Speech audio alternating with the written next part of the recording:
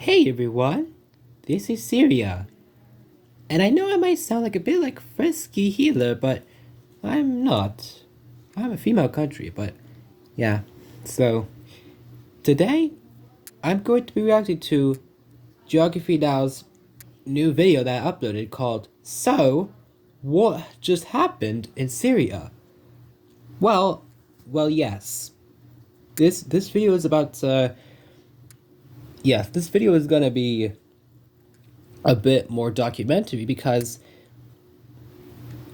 I think he's giving out information about what just happened in me after I changed my flag due to the opposition of myself winning the Syrian civil war. I think I'm gonna go react to this. So the original video will be linked below, and the original video credit will be on the description below. So don't tell people that I think that I made the video. But yeah. Anyway, let's get this ball rolling, shall we? So, what just happened in Syria? Let's have a geography talk. Geography talk? I don't typically make this type of video on my channel because this is not a news channel. I don't do the news. You know, I try to focus more on like long-term content that can be rewatched and it's not like confined to a specific date. But once in a while, a global event occurs that kind of, at the very least, I guess, urges me to give you guys an update in regards to a previous video on the channel or content I've made, because the world is ever shifting and evolving, and that's just kind of how things are. So as you know, we made the Syria episode back in 2021, and back in those days, it was still under the Assad regime. You know, I'm gonna stand. That was the episode here. Oh. Sit over here. It's more, I'll be offset. You shouldn't have done that anyway. Corner. The Assad regime. And before I made this video, I deliberately wanted to kind of take the intention to slowly try my best to understand the complicated situation. Because, I mean, for one, obviously, I'm not Syrian. I don't have any direct connection to Syria. I know you're not Syrian. That happens in Syria. You thought people, you're Syrian. Outer crust, basic understanding of the Assad regime and his father, blah, blah, blah. But I didn't really know all the small little details that led up to this point. So I deliberately made a post on all of my social medias asking you guys, my Syrian geograpeeps, to help me. I wanted to hear from you guys. I wanted you to kind of give me your input on what you thought was appropriate to say. And I got a lot of responses. I got a lot of Syrian subscribers, and even some of my subscribers were actually in Syria experiencing it as it was going on. I read your messages, and they were very helpful to helping me understand this. So for the sake of brevity, I understand that at some point. Condense this as quick as possible because I know you guys want me to get to the point. I want to get to the point, okay? Essentially, the Assad regime has been toppled. But before we get into all that, I have to kind of give you guys a little bit of backstory. Well, that's really sad. Even kind of led up to this. So you have to understand, like, Syria has gone through a lot in the past 2 decades, let alone 5 decades of dictatorship. So Bashar al-Assad is the son of his father. Oh my god, I can't believe I... So before Bashar al-Assad, his father, Hafez, was in charge. And it all started in 1970. Long story short, during this time, the Assad regime power vacuum became super evident. The most heinous and notorious incident being the Hama massacre in the 80s. Basically, in Hama... That's actually... You're supposed to say 1982. He sent in troops, surrounded the city, and absolutely struck down tens of thousands That's where I gained independence. It was done as a means to send a message to not defy not actually in 1982, but... Just like any other I gained independence democratic in 1980. They held an election, and oh by golly gosh, his son was on the ballot. And before he even ran for presidency, there was actually a law that said you had to be at least 40 years old to be president, but they changed the law just at the right time to 34. And how convenient, he was 34 at the time. I mean, that's out of my book, I know that last time the law was only that they need to be 40 years to be a president, but this time they changed it and decided to they controlled the northern areas bordering Turkey. This group was mostly supported by subtract it to 34.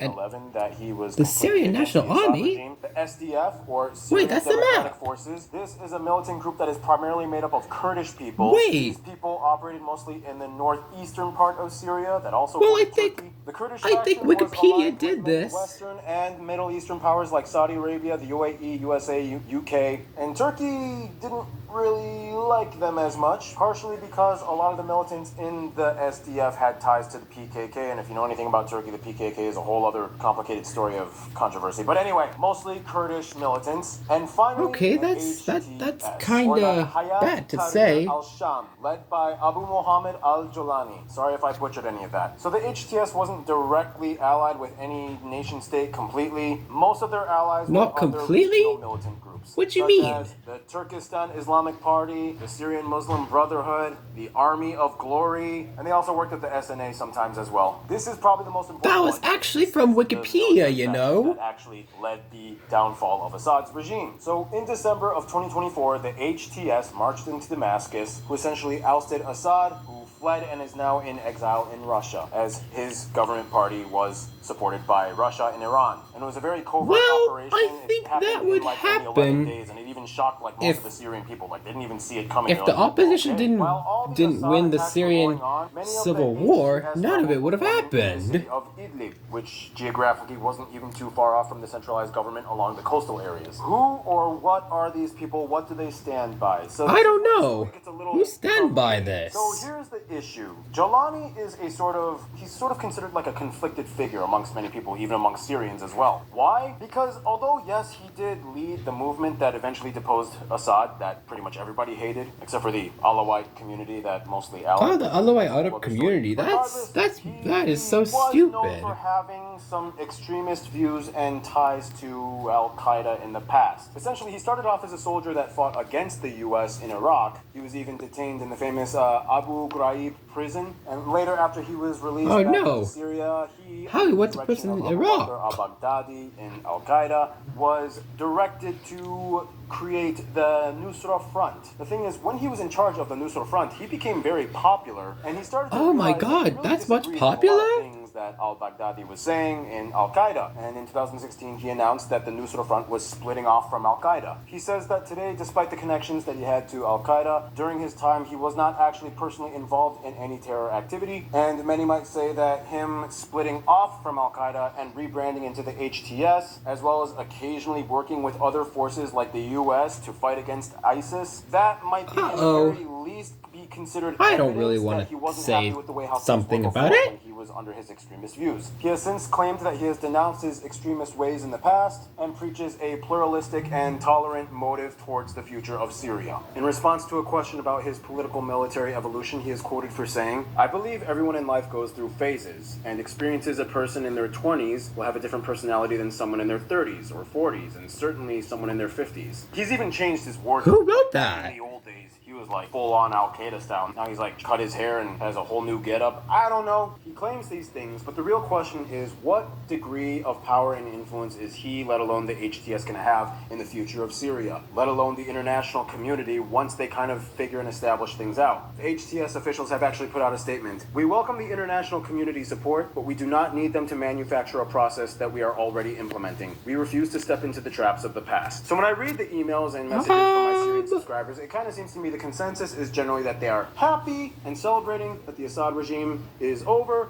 However, Syrians are not stupid. They know how How is game this usually plays possible? out across the world. They've seen it in the past. That's They know why that in more situations Syrian like this, people there are don't many different know avenues what that can be taken in happened terms of or how it leadership and happened. action and policy, and they have to be very careful that they figure out the right path, and they kind of have to do it fast, because in these types of situations, if you can't figure something out in an elongated period of time, it kind of looks like you don't know how to figure out things in a long period of time. So there has to be a transition, but it has to be smooth and relatively I ready think to engage that's in the gonna international be community in a positive hard manner. work They to kind of have do. to figure things out and publicly announce where they stand and what their values are. Why? Because when a new kid comes on the scene, the whole world is watching, and they want to know what are you and who are you. This is the complicated predicament that Syria is finding themselves in, and they don't fully know yet. They're trying You to figure it haven't out. done They have that in a ideas, while. but It'll take some Don't time. you? Everybody knows the situation is very fragile, and they have to take very careful steps Well- to make sure that everything well, transitions fragile smoothly. is For meaning what it's worth,